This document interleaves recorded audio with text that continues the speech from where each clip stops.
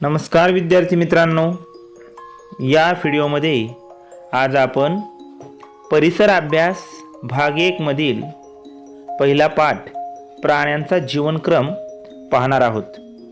तसेच या पाठाचा स्वाध्याय देखील आपण अभ्यासणार आहोत। तर चला सुरू करूया पहिला पाठ प्राण्यांचा जीवनक्रम।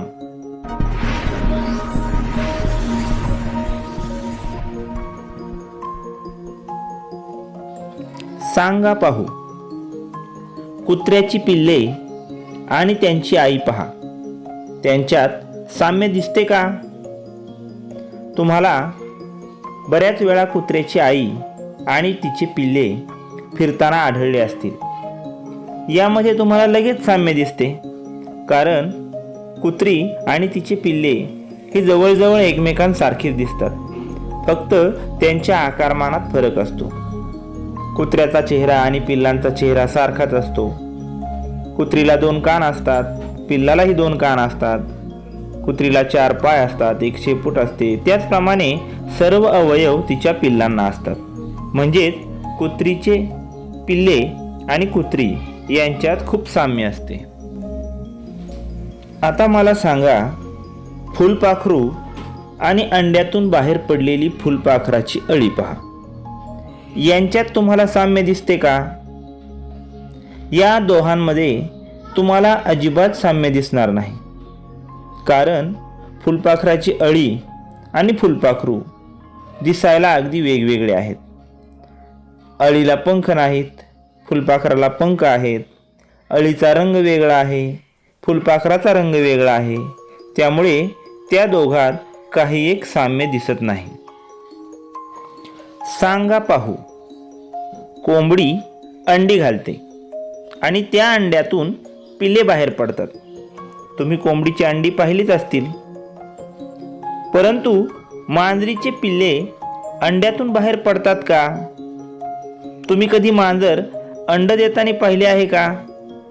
तर मुळीच नाही, कारण मांजर हा सस्तन प्राणी आहे, त्यामुळे तिची पिल्ले अंड्यातून बाहेर येत नाहीत। प्राण्यांची वाढ। शेळीचे करडू आणि पूर्ण वाढ झालेली शेळी यांच्या रूपात फारसा फरक नसतो। मांजरीची पिल्ले आणि मोठे मांजर यांच्यातही फारसा फरक नसतो। पिल्लू आईच्या पोटात वाढते आणि आईच्या पोटातून जन्म घेते। हे प्राणी अंडी घालत नाहीत, पण कावळा, कोळी, सरडा यांसारखे काही प्राणी मात्र अंडी घालतात। कोंबडीच्या पिल्लांचा अंड्यातून जन्म। मुंग्या, फुलपाखरे, मासे, बेडूक, साप हे सर्व प्राणी अंडी घालतात। या प्राण्यांची अंडी सहसा आपल्याला पाहण्यात येत नाहीत। काही अगदी चिंटुकल्या प्राण्यांची अंडी खूप लहान असतात, ती तर आपल्याला सहजासहजी दिसतही नाहीत। म्हणून हे प्राणी अंडी घालतात हे आपल्या लक्षातही येत नाही। पण कोंबडी अंडी घालते हे आपल्याला नक्की माहीत असते, कारण कोंबडीची अंडी सहज दिसू शकतील इतपत मोठी असतात। कोंबडी अंडी घालते। अंड्यांमध्ये पिल्लांची वाढ होण्यासाठी उबेची गरज असते। त्यासाठी अंडी घातल्यानंतर कोंबडी अंड्यांवर बसून राहते व अंडी उबवते। अंड्यांमधील पिले हळूहळू वाढतात। नवा शब्द शिका।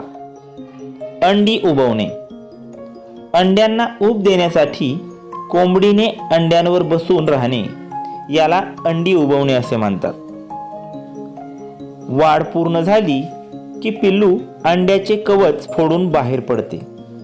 पिले थोडी मोठी होईपर्यंत कोंबडी त्यांची काळजी घेते। माहित आहे का तुम्हाला, जेव्हा कोंबडी अंडी उबवत असते तेव्हा ती अंड्यांच्या काळजीपोटी आक्रमक बनते। अंड्याच्या जवळ कोणी गेले तर ती त्याच्या अंगावर धावून जाते। कोंबडी जवळजवळ 21 दिवस अंड्यांवर बसून अंड्यांना ऊब देते आणि मग त्या उभेमुळे अंड्यांमध्ये पिले तयार होण्याची क्रिया सुरू राहते. जर तुम्ही कोंबडीला अंड्यांवरून उठवण्याचा प्रयत्न केला तर ती तुमच्या मागे लागते आणि तुम्हाला चोच मारण्याचा प्रयत्न करते. त्यामुळे अशी कोंबडी जर तुम्ही कुठे पाहिली तर तिला उठवण्याचा प्रयत्न करू नका. ती तुमच्यावर हल्ला करू शकते. जरा डोके चालवा. कोंबडी आणि कोंबडीचे पिल्लू यांच्यात कोणकोणत्या बाबतीत सारखेपणा आहे? कोंबडी आणि कोंबडीचे पिल्लू हे दिसायला सारखेच असतात. कोंबडीला चोच असते, पिल्लालाही चोच असते. कोंबडीला 2 पाय असतात, पिल्लालाही 2 पाय असतात. दोघांच्याही अंगावर पिसे असतात. शिवाय छोटासा तुरासुद्धा डोक्यावर असतो. अशा प्रकारे कोंबडी आणि कोंबडीचे पिल्लू यांच्यात सारखेपणा आढळतो. रूपांतरण. शेळीचे करडू आणि शेळी यांच्यात सारखेपणा आहे. कोंबडीचे पिल्लू आणि कोंबडी यांच्यातही सारखेपणा आहे. पण फुलपाखराची अळी आणि फुलपाखरू यांच्यात मात्र खूपच फरक आहे. पिल्लू आणि पूर्ण वाढ झालेला प्राणी यांच्या रूपात लक्षात घेण्याजोगी तफावत असणे यालाच रूपांतरण असे म्हणतात. आता पाहूयात फुलपाखरांमधील रूपांतरण. सुंदर आकारांची आणि निरनिराळ्या रंगांची फुलपाखरे आपल्या परिसराचाच एक हिस्सा आहेत. फुलपाखरांचे जीवन वनस्पतींच्या सानिध्यात जाते. फुलपाखरांची वाढ होताना त्यामध्ये अंडे, अळी, कोश आणि प्रौढ या 4 अवस्था असतात. त्यातल्या प्रौढ अवस्थेला आपण फुलपाखरू म्हणतो. बिबळ्या कडवा या नावाचे फुलपाखरू आपल्याकडे खूप मोठ्या प्रमाणावर आढळते. त्याच्या उदाहरणावरून फुलपाखरांची वाढ कशी होते हे आपण पाहू. बिबळ्या कडव्याची मादी रुईच्या पानावर अंडी घालते. अंड्यांमधून 6 ते 8 दिवसांनी अळी बाहेर पडते. फुलपाखराच्या अळीला सुरवंट म्हणतात. फुलपाखराचा सुरवंट अंड्यातून बाहेर पडतो आणि लगेच खायला सुरुवात करतो. ज्या पानावरील अंड्यातून तो बाहेर पडतो ते पानही तो कुरतडून खायला सुरुवात करतो. त्याचा खाण्याचा वेग फार मोठा असतो. त्यामुळे त्याची वाढ खूप झपाट्याने होते. नवा शब्द शिका. कात. शरीराची वाढ होताना अपुरे पडणारे शरीरावरचे आवरण.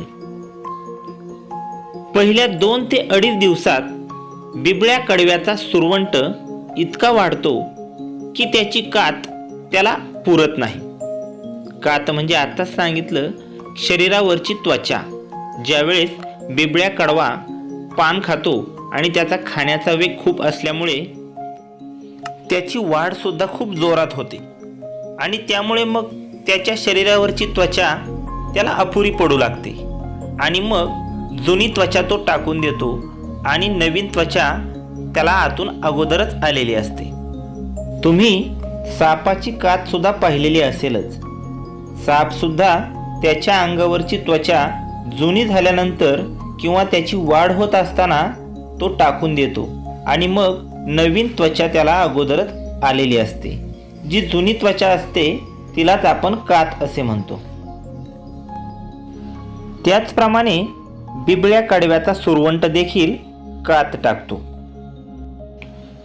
पहिल्या 2 ते 2.5 दिवसात बिबळ्या कडव्याचा सुरवंट इतका वाढतो की त्याची कात त्याला पुरत नाही. पण जुन्या कातीच्या आत वाढ झालेल्या शरीरावर नवीन कात येते. ती ढगळ असते. आता जुन्या कातीतून सुरवंट बाहेर पडतो. त्याला सुरवंटाचे कात टाकणे असे म्हणतात. पुन्हा तो वेगाने पान कुरतडून खायला सुरुवात करतो. पुन्हा त्याची झपाट्याने वाढ होते. 2 ते 2.5 दिवसांनी तो परत कात टाकतो. अशा रीतीने तो 4 वेळा कात टाकतो. बिबळ्या कडवा प्रकारचे हे फुलपाखरू सुरवंट अवस्थेत 10 ते 12 दिवस असते. शेवटची कात टाकण्यापूर्वी सुरवंट एखाद्या देठावर किंवा पानावर रेशमासारख्या धाग्याची गुंडी विणतो. त्या गुंडीवर तो स्वतःला लटकून घेतो. यावेळी कात टाकली की आतील कोश दिसू लागतो. वाढीच्या या अवस्थेला कोशावस्था असे म्हणतात. कोशाच्या आत बिबळ्या कडवा सुमारे 11 ते 12 दिवस असतो. या अवस्थेत तो काहीही खात नाही, पण त्याच्या शरीरात महत्त्वाचे बदल घडून येत असतात. कोशात बिबळ्या कडव्याची वाढ पूर्ण होते. नंतर प्रौढ अवस्थेतले फुलपाखरू कोशाच्या आवरणातून बाहेर येते. यावेळी फुलपाखराला 6 लांब पाय व आकर्षक पंख असतात. सर्व प्रकारच्या फुलपाखरांची वाढ याच पद्धतीने होत असते. विद्यार्थ्यांनो, हे चित्र पहा.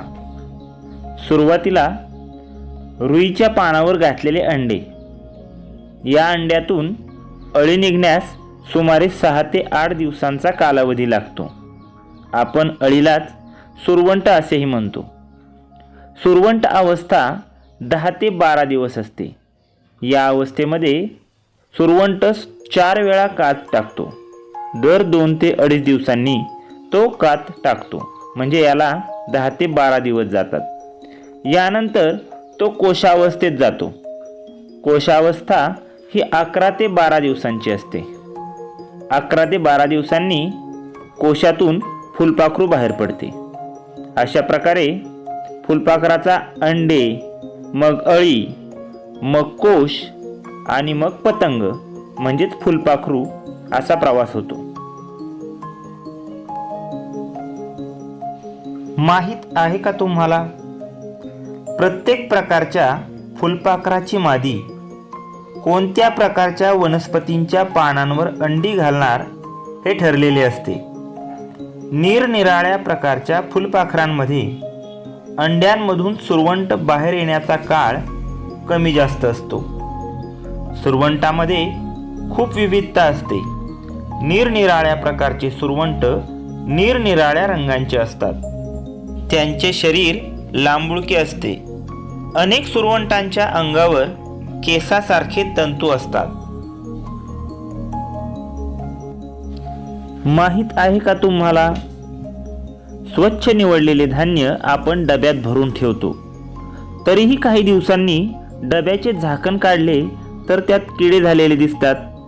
धान्याच्या गोदामात, वाण्याच्या दुकानात, आपल्या घरी अशा कोणत्याही ठिकाणी धान्यात कीटक असू शकतात. कीटकाच्या मादीने या धान्यात अंडी घातली तरी ती आपल्याला दिसू शकत नाहीत, कारण ती आकाराने खूप लहान असतात. धान्य साठवलेल्या डब्यातील हवा आणि ऊब त्या अंड्यांच्या वाढीला पुरेशी असते. म्हणूनच डब्यात त्यांची वाढ होत राहते. त्यांच्याही अंडी, सुरवंट, कोश, प्रौढ अशा अवस्था असतात. आपण डबा उघडतो तेव्हा धान्यातील कीटक वाढीच्या ज्या अवस्थेत असतात त्या अवस्था आपल्याला पाहायला मिळतात. आपण काय शिकलो? कोंबडीच्या अंड्यामध्ये पिल्लांची वाढ होण्यासाठी कोंबडी अंडी उबवते. पूर्ण वाढ झालेले पिल्लू कवच फोडून बाहेर येते. फुलपाखरांच्या वाढीच्या अंडी, अळी, कोश आणि प्रौढ या 4 अवस्था असतात. बिबळ्या कडवा या नावाचे फुलपाखरू रुईच्या पानावर अंडे घालते. अंड्यांमधून अळी बाहेर पडते. तिला सुरवंट असे म्हणतात. वाढ पूर्ण झाल्यानंतर सुरवंट कोशावस्थेत जातो. कोशातून पूर्ण वाढ झालेले फुलपाखरू बाहेर पडते. त्यावेळी त्याला 6 लांब पाय असतात. आकर्षक पंख असतात. विद्यार्थ्यांनो, आता सुरू करूया स्वाध्याय. जरा डोके चालवा. कोंबडीच्या अंड्यातून पिल्लू बाहेर पडायला 20 ते 22 दिवस लागतात. इतर पक्ष्यांच्या अंड्यातून पिल्ले बाहेर पडायला तितकेच दिवस लागत असतील का? उत्तर नाही. वेगवेगळ्या पक्ष्यांच्या अंड्यातून पिल्ले बाहेर पडायला वेगवेगळा कालावधी लागतो. गवतात भिरभिरणारा चतुर तुम्ही नक्की पाहिला असेल. अंडे, सुरवंट, कोश आणि प्रौढ या 4 अवस्थांपैकी ही कोणती अवस्था आहे? उत्तर, उडणारा चतुर ही प्रौढ अवस्था आहे. पालेभाजी निवडायला घेतली की काही पानांना वेगवेगळ्या आकाराची भोके पडलेली दिसतात. काही पानांच्या कडा कुरतडलेल्या दिसतात. त्याचे कारण काय असेल? उत्तर, पानांना भोके पडलेली किंवा ती कुरतडलेली दिसतात कारण अंड्यातून बाहेर पडणाऱ्या अळ्यांनी ती खाल्लेली असतात. पावट्याच्या किंवा मटाराच्या शेंगा निवडायला घेतल्या की कधीकधी त्यात हिरवे छोटे सजीव आढळतात. कीटकांच्या वाढीतील या 4 अवस्थांपैकी ती कोणती अवस्था असते? उत्तर, कीटकांच्या वाढीतील अवस्थांपैकी ही अळी अवस्था असते. आ. थोडक्यात उत्तरे लिहा. कोंबडीला अंडी का उबवावी लागतात? उत्तर, अंड्यांमध्ये पिल्लांची वाढ होण्यासाठी उबेची गरज असते. त्यासाठी अंडी घातल्यानंतर कोंबडी अंड्यावर बसून राहते आणि अंडी उबवते. 2. अंडी उबवण्याच्या काळात कोंबडी आक्रमक का होते? उत्तर, जेव्हा कोंबडी अंडी उबवत असते तेव्हा ती अंड्यांच्या काळजीपोटी आक्रमक बनते. अंड्यांच्या जवळ कोणी गेले तर ती त्याच्या अंगावर धावून जाते. 3. फुलपाखराच्या वाढीच्या 4 अवस्था कोणत्या? उत्तर, फुलपाखराच्या वाढीच्या अंडे, अळी, कोश आणि प्रौढ अशा 4 अवस्था आहेत. 4. कोश या अवस्थेत बिबळ्या कडवा या फुलपाखराच्या शरीरात कोणकोणते बदल होतात? उत्तर, कोश या अवस्थेत बिबळ्या कडव्याची वाढ पूर्ण होते. या अवस्थेत तो काहीही खात नाही. कोशातून पूर्ण वाढ झालेले फुलपाखरू बाहेर येते. ई. चूक की बरोबर ते सांगा. 1. शेळीचे पिल्लू अंड्यातून बाहेर येते. उत्तर, चूक. 2. मुंग्यांची अंडी खूप छोटी असल्याने ती सहजासहजी दिसत नाहीत. उत्तर, बरोबर. 3. अंड्यातून फुलपाखराचे सुरवंट बाहेर पडतात तेव्हा त्यांना फारशी भूक नसते. उत्तर, चूक. ई. गाळलेले शब्द भरा. 1. फुलपाखराची मादी वनस्पतीच्या पानावर टिंबटिंब घालते. उत्तर, फुलपाखराची मादी वनस्पतीच्या पानावर अंडी घालते. 2. फुलपाखराच्या टिंबटिंब सुरवंट म्हणतात. उत्तर, फुलपाखराच्या अळीला सुरवंट म्हणतात. उपक्रम.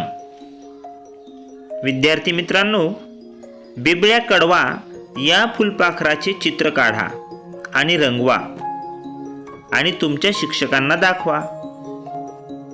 तसेच इतर फुलपाखरांची रंगीत चित्रे जमा करा आणि तुमच्या वहीत चिकटवा.